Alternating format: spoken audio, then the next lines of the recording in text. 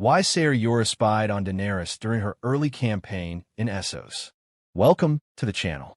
Subscribe if you love House of the Dragon, Game of Thrones, and deep dives into Westerosi lore. Let's begin. A betrayal hidden in plain sight. He was one of her most trusted companions. He fought beside her, saved her life more than once, and swore loyalty until his dying breath.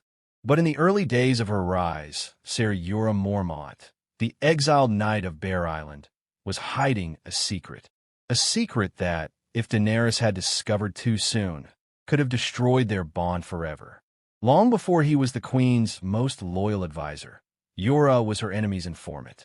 He was sending reports on her movements to King Robert Baratheon, the very man who wanted her dead. Why would he do this?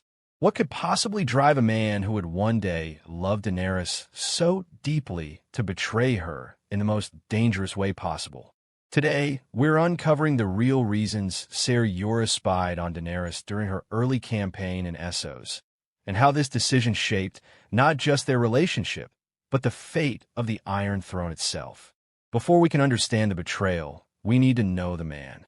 Ser Jorah Mormont was born into House Mormont of Bear Island in the north, a house known for its fierce loyalty to the Starks. He was the son of Jorah Mormont, who would later become Lord Commander of the Night's Watch. Jorah earned fame in the Seven Kingdoms as a skilled warrior. He fought with distinction during Robert's rebellion, siding with Robert against the Targaryens.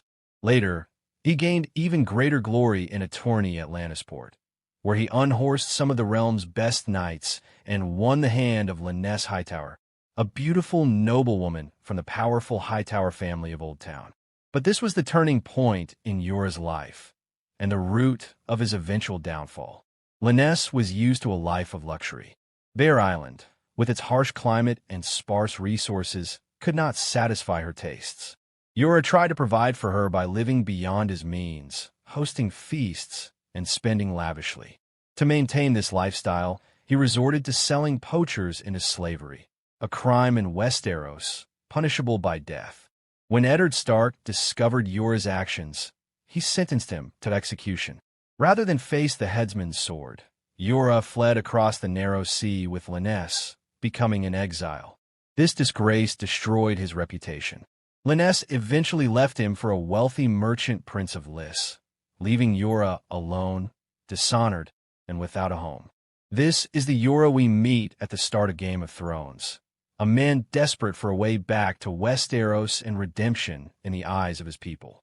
While in exile, Jorah's skills as a knight and his desperate circumstances made him a perfect target for recruitment by Varys, the master of whispers in King's Landing. Varys was always in search of informants, especially in Essos, where the exiled Targaryens, Viserys, and Daenerys still posed a potential threat to Robert Baratheon's reign. We don't know exactly when Jorah was first approached, but it's clear that Varys offered him a deal: spy on the Targaryens, report their movements, and in return, receive a royal pardon for his crimes. For Jorah, this must have seemed like salvation.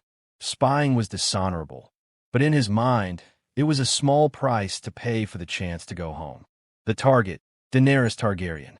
When we first see Jorah in the story, he is already in the service of Viserys Targaryen, who is plotting to reclaim the Iron Throne with the help of Khal Drogo's Dothraki horde. Jorah offers himself as a guide and advisor, gaining the trust of both siblings. At this stage, his spying is impersonal.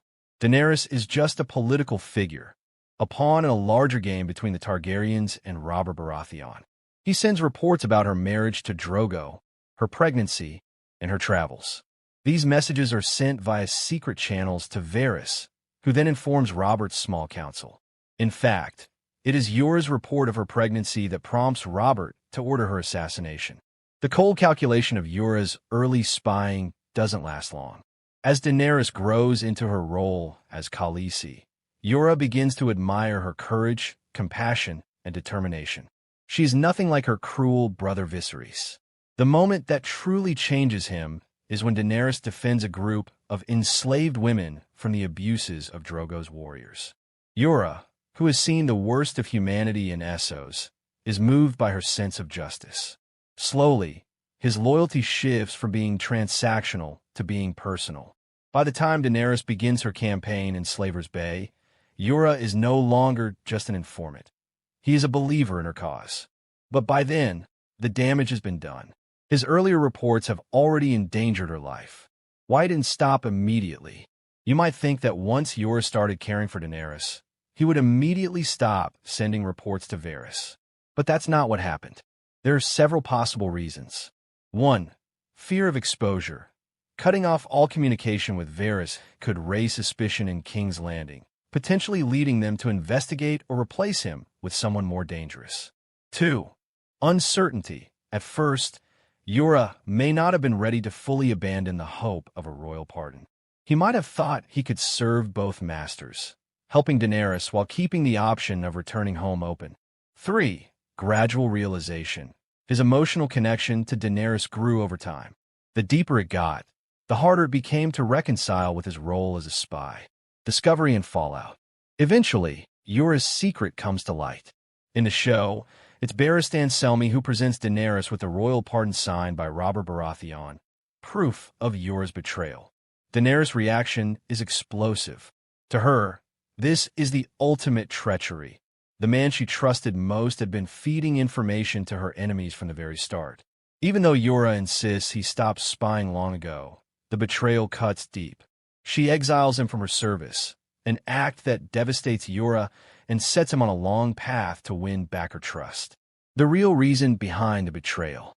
So, why did Jorah really spy on Daenerys? At the core, it comes down to survival and redemption. Jorah was a man without a country, a knight stripped of honor. The offer from Varys gave him a chance to reclaim his place in Westeros. In his mind, this was not personal, it was a transaction. The tragedy is that by the time Jorah realized Daenerys was worthy of true loyalty, it was too late to undo his earlier actions. His need for redemption and his growing love for her became tangled, creating a powerful internal conflict that would define his arc for the rest of the series. What this tells us about power in Westeros. Jorah spying is also a perfect example of how information is weaponized in the politics of Game of Thrones. A single report, like the one about Daenerys' pregnancy, can alter the course of history. It also shows the moral ambiguity of many characters. Jorah is not purely a villain for spying, nor purely a hero for his later loyalty. He is a man shaped by desperation, love, and the unforgiving realities of the world he lives in. In the end, Jorah does everything he can to make amends. He risks his life countless times for Daenerys, from fighting in the fighting pits of Meereen to joining the dangerous mission beyond the Wall. When he dies defending her at the Battle of Winterfell, it's a full-circle moment. The man who once betrayed her dies, protecting her from the dead.